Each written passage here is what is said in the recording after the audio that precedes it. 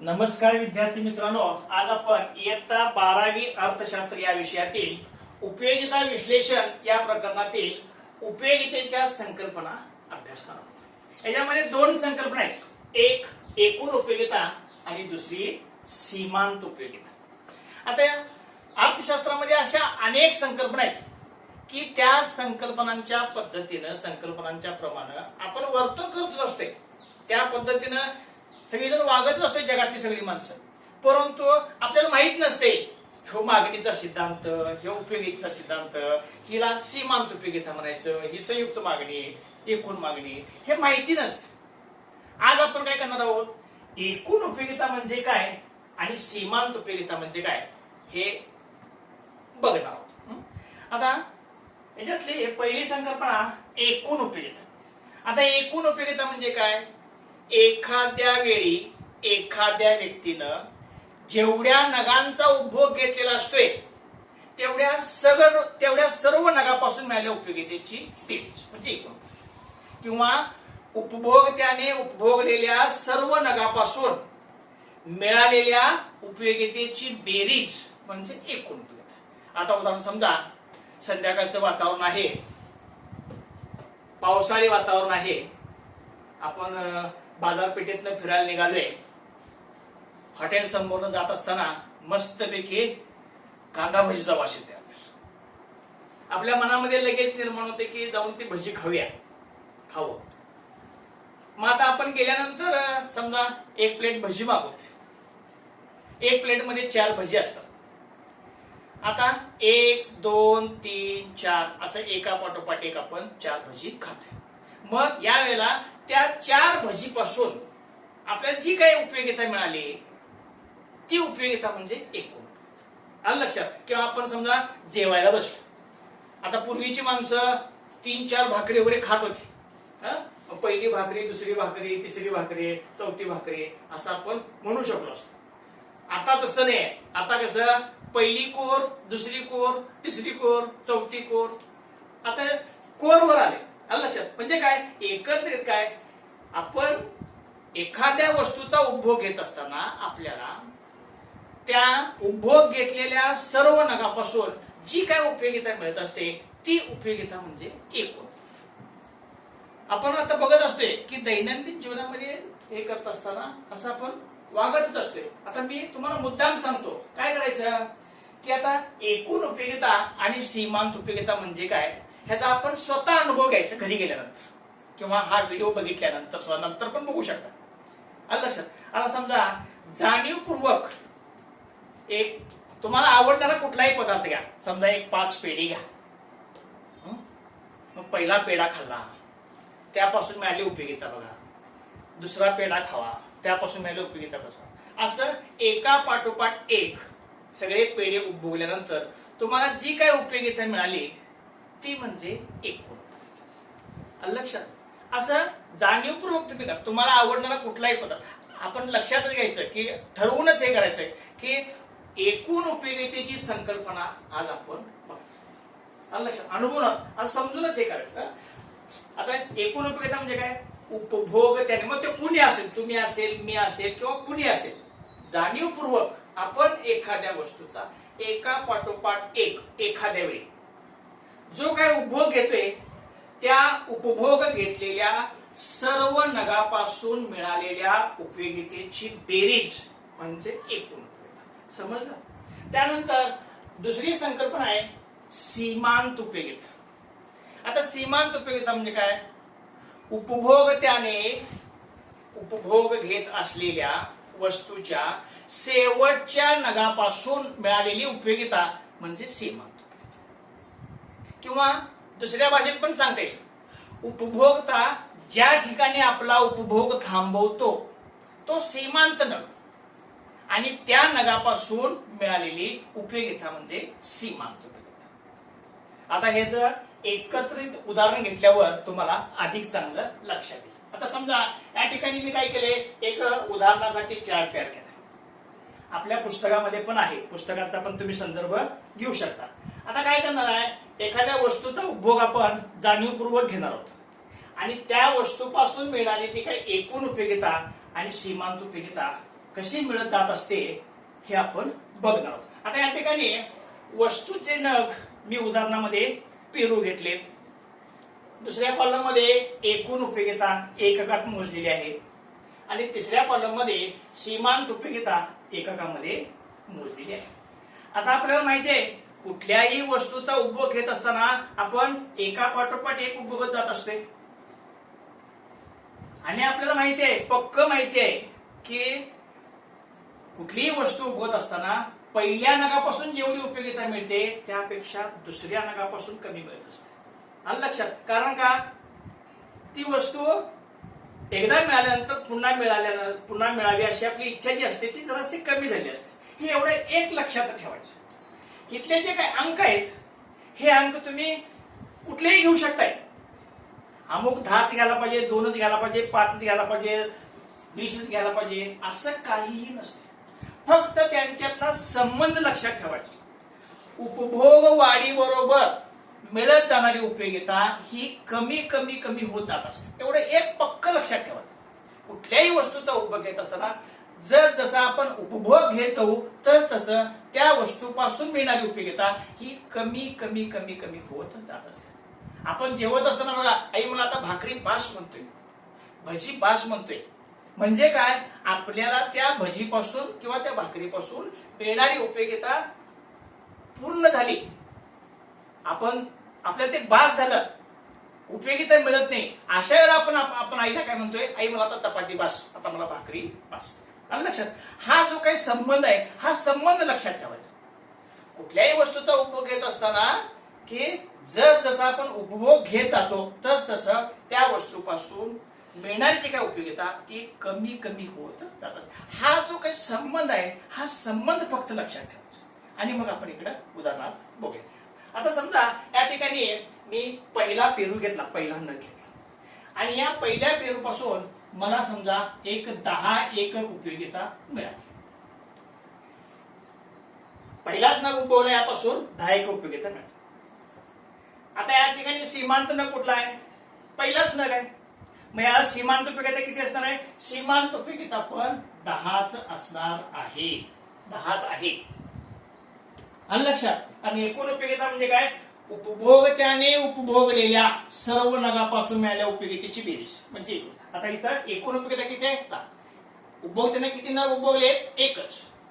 सीमांत उपयोगिता म्हणजे काय? उपभोगत्याने उपभोगलेल्या शेवटच्या नगापासून मिळालेल्या उपयोगितेची. आता इथं शेवटचा नग कुठला आहे? पहिलाच आहे. आणि या नगापासून मिळालेली उपयोगिता किती आहे? 10च आहे. आलं लक्षात? म्हणजे पहिल्या नगापासून एकूण उपयोगिता आणि सीमांत उपयोगिता काय आहे? समानच आहे. सीमांत नग कोणताही असू शकतोय. समजा आपण एकच नग जर उद्भवून थांबलो, आपला उपभोग थांबवला तर आपला सीमांत नग हाच होईल, पहिलाच होईल. आणि त्या नगापासून मिळालेली ही सीमांत उपयोगिता 10च होईल आणि एकूण उपयोगिता पण 10च होईल. आता आपण याच्यामध्ये आणि जरासं पुढे जाऊ. आता समजा या उपभोगत्यानं दुसरा नग उद्भवला आणि या दुसऱ्या नगापासून त्याला 8 एकक उपयोगिता मिळाली. दुसऱ्या नगापासून 8 एकक उपयोगिता मिळाली. आता इथं सीमांत उपयोगिता किती? 8. सीमांत नग कुठला? दुसरा नग. या दुसऱ्या नगापासून मिळालेली उपयोगिता किती आहे? 8. आलं लक्षात? सीमांताची व्याख्या काय आहे? उपभोगता ज्या ठिकाणी उपभोग थांबवतो तो नग म्हणजे सीमांत नग आणि त्या नगापासून मिळालेली उपयोगिता म्हणजे काय? सीमांत. आता इथं समजा हा उपभोगता याच ठिकाणी थांबला तर सीमांत उपयोगिता किती? 8. आलं लक्षात? आता एकूण उपयोगिता काढायची आहे. आता एकूण उपयोगिता किती? पहिल्या नगाची 10 एकक उपयोगिता आणि दुसऱ्या नगाची 8 एकक उपयोगिता म्हणजे किती झालं? 18. उपभोगत्याने उपभोगलेल्या सर्व नगापासून मिळालेल्या उपयोगितेची बेरीज म्हणजे एकूण उपयोगिता. आता इथं उपभोगता किती नग उपभोगलाय? 2 नग. या दोन्ही नगापासून मिळालेल्या उपयोगितेची बेरीज किती आहे? 8. आलं लक्षात? आता समजा तिसरा नग घेतला. तिसऱ्या नगापासून समजा 6 एकक उपयोगिता मिळाली. आपल्याला माहिती आहे की जसं आपण उपभोग वाढवत जात असतो तसं त्या वस्तूपासून मिळणारी उपयोगिता कमी कमी मिळत जात असते. म्हणून इथं उपयोगिता मिळताना काय ती कमी होत चालली. आलं लक्षात? आता सीमांत नग कुठला आहे? तिसरा नग सीमांत नग. आणि या नगापासून मिळालेली उपयोगिता किती आहे? 6. आता एकूण उपयोगिता म्हणजे एकूण उपयोगिता किती आहे? पहिल्या नगाची 10 एकक उपयोगिता, दुसऱ्या नगाची 8 एकक उपयोगिता आणि तिसऱ्या नगाची 6 एकक उपयोगिता म्हणजे किती झाले? 24 झाले.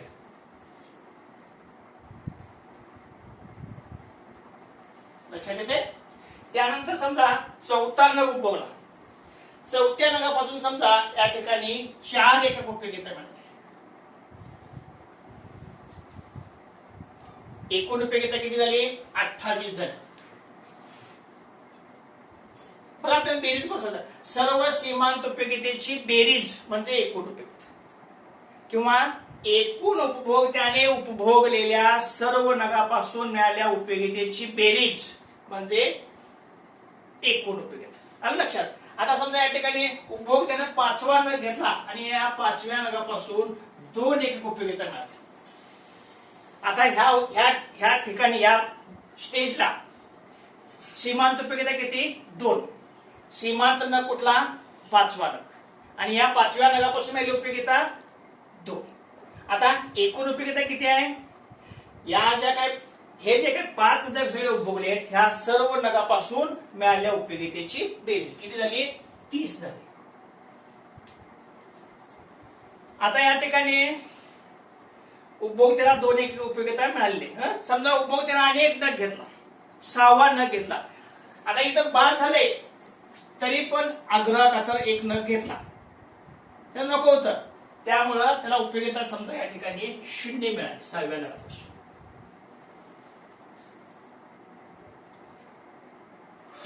सीमांत उपयोगिता काही असू शकते. आलं लक्षात? आता तुम्हाला इथं त्या वस्तूची गरज नव्हती तरी पण त्या वस्तूचा नग उपभोगितला, त्यामुळे तुम्हाला उपयोगिता किती मिळाले? 0. सीमांत उपयोगिता किती मिळाले? 0. आता एकूण उपयोगिता किती आहे? उपभोक्त्याने 6 नग उपभोगलेत. ह्या 6 नगापासून मिळालेली उपयोगितेची बेरीज किती झाली? 30. आता तुम्हाला नको आहे तरी पण आग्रहाने आणि एखादा नग दिला, समजा 7वा नग घेतला. आता तुमचं असमाधान चालू झालं. 6वा नग उद्भवल्यानंतर 62 झालं होतं, गळ्यापर्यंत आलं होतं, तरी देखील समजा तुम्हाला 7वा नग आग्रहाने वाढला किंवा घेतला तर तुम्हाला काय होतंय? अस्वस्थ वाटायला चालू होतं. आलं लक्षात? उलटी आल्यासारखं वगैरे वाटायला चालू होतं. आलं लक्षात? म्हणजेच काय, तुम्हाला मिळालेलं जे काही समाधान आहे त्याचं रूपांतर असमाधानामध्ये व्हायला चाललं. आलं लक्षात? त्यामुळं इथं उपयोगिता किती ना? -2. मिळालेलं समाधान पण कमी व्हायला. आलं लक्षात? आता इथं एकूण उपयोगिता किती आहे? +30 - 2 म्हणजे किती आलं? 28. लक्षात येते? आता एकूण उपयोगिता म्हणजे काय कळालं? उपभोक्त्याने उपभोगलेल्या सर्व नगापासून मिळालेल्या उपयोगितेची बेरीज म्हणजे एकूण उपयोगिता. सीमांत उपयोगिता म्हणजे काय? उपभोक्ता ज्या ठिकाणी आपला उपभोग थांबवतो तो नग म्हणजे सीमांत नग आणि त्या नगापासून मिळालेली उपयोगिता म्हणजे सीमांत उपयोगिता. आता या ठिकाणी उपभोक्ता 7व्या नगाच्या ठिकाणी थांबलाय आणि त्यापासून मिळालेली उपयोगिता किती आहे? सीमांत उपयोगिता -2. समजलं? आता यानंतर आपण आकृतीच्या सहाय्यानं बघूया. आपल्याला माहिती आहे आपण 10वी पर्यंत किंवा भूगोल विषयामध्ये आलेख भरपूर वेळा काढलेले आहेत. अक्ष, अक्ष, अक्ष अक्ष हे तुम्हाला माहिती आहे सगळं. उभ्या आडव्या रेषावर हे सगळं तुम्हाला माहिती आहे. आता या ठिकाणी या अक्षावर एकूण उपयोगिता आणि सीमांत उपयोगिता दर्शवलेली आहे आणि अक्ष अक्षावरती वस्तूचे नग दर्शवलेले आहे. आता या ठिकाणी आपल्या उदाहरणामध्ये पहिल्या नग एक वक्र काढूया. पहिल्या नगापासून एकूण उपयोगिता किती आहे? 10. समजा हे 10.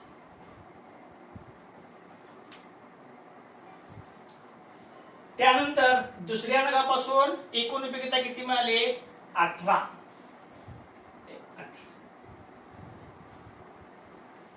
तिसऱ्या नगापासून एकूण उपयोगिता किती आहे? 24.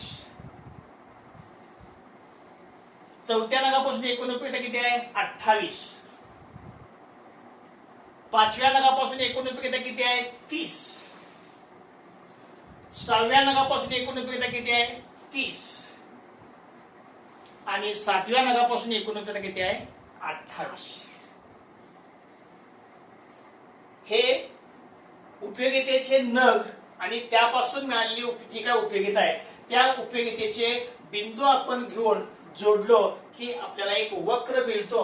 तो वक्र म्हणजेच एकूण उपयोगितेचा वक्र होय.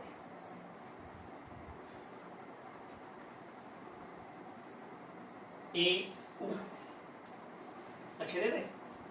तो सुरुवातीपासून वर चढत जाऊन नंतर कालांतरानं खाली आलेला आहे. सहाव्या नगानंतर तो खाली आलेला आहे हे दिसत.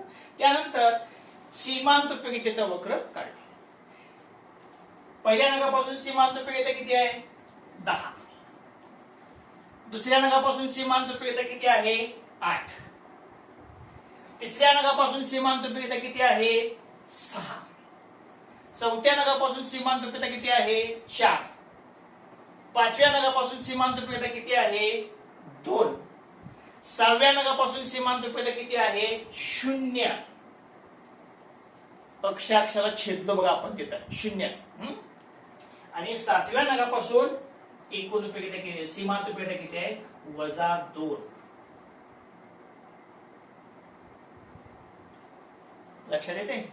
मग आता हे बिंदू जोडल्यानंतर तुम्हाला सीमांत उपयोगितेचा वक्र मिळतो आणि याला नाव द्यायचं CU. लक्षात आलं. आता एकूण उपयोगिता आणि सीमांत उपयोगिता यांच्यामध्ये जो काही संबंध असतोय तो संबंध बघूया. आकृतीत पण बघूया किंवा उदाहरणामध्ये पण बघूया. पहिल्या नगापासूनची एकूण उपयोगिता आणि सीमांत उपयोगिता ही समानच असते म्हणजे सारखीच असते. आता इथं बघा पहिला नग उद्भवला या आपल्या उदाहरणामध्ये 10 एक उपयोगिता. एकूण उपयोगिता किती आहे 10. सीमांत उपयोगिता किती आहे 10. आलं लक्षात. त्यानंतर एकूण उपयोगिता घटत्या दराने वाढत जाते. एकूण उपयोगिता घटत्या दराने वाढते. आता समजा या ठिकाणी इथं 8 वाढली, इथं 6 वाढली, 4 वाढली, 2 वाढली, 0 वाढली, वजा. म्हणजे एकूण उपयोगिता ही जी काही वाढत चाललेली आहे एकूण उपयोगिता वाढत चालली आहे परंतु तो वाढीचा जो काही दर आहे तो घटता दर आहे. दर म्हणजे काय प्रमाण म्हणजेच काय लक्षात ठेवायचं एकूण उपयोगिता घटत्या दराने वाढत जात असते. आलं लक्षात. त्यानंतर आणि सीमांत उपयोगिता मात्र सुरुवातीपासूनच घटत जात असते. जेव्हा एकूण उपयोगिता सर्वात जास्त असते 30 महत्तम तेव्हा सीमांत उपयोगिता 0 होते. आलं लक्षात. एकूण उपयोगिता ज्यावेळेला सर्वात जास्त असते महत्तम असते सर्वाधिक असते त्यावेळेला सीमांत उपयोगिता 0 असते. त्यानंतर सर्वाधिक समाधानाचा जो काही बिंदू असतो तृप्ती बिंदू 30 यावेळेला आपण उपभोग थांबवतो. उपभोग थांबवतो कारण का त्याला त्याच्यानंतर काय नको असते. आलं लक्षात. त्यानंतर सर्वाधिक समाधान बिंदू नंतर समाधानाचे रूपांतर असमाधानामध्ये आले. आता तुम्हाला 6व्या ठिकाणी तुम्हाला उपयोगिता पूर्ण मिळाली ती बाद झाले होतं परंतु यानंतर तुमचं असमाधान तुम्हाला अस्वस्थ वाटायला लागलं. आलं लक्षात. लक्षात येते. एकूण उपयोगिता म्हणजे काय सीमांत उपयोगिता. पुस्तकाचा पण संदर्भ घ्या आणि अधिक जरासं वाचून तुम्ही समजून घ्या. आलं लक्षात. असे अनेक व्हिडिओ मी करणार आहे करायला लागलोय. चॅनलला सबस्क्राईब करा. तुम्हाला व्हिडिओ नवीन नवीन बघायला मिळतील. धन्यवाद.